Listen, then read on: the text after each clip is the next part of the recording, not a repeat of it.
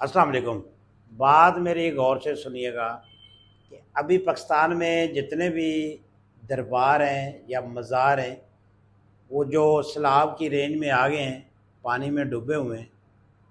तो अब मुरीदैन क्या कर रहे हैं, कोशिश कर रहे हैं कि उन दरबारों के इर्द गिर्द कोई ऐसा बंद बनाया जाए।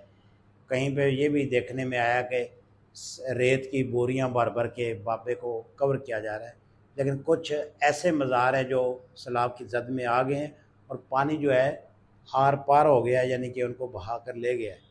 अब यही मुरीदैन जो हैं, ये क्या करेंगे, जो ही सैलाब ख़त्म होगा चंदा इकट्ठा करेंगे, बाबे का दरबार दोबारा बनाएंगे और फिर वहाँ से अपनी मुश्किलें जो है वो आसान करवाना शुरू कर देंगे।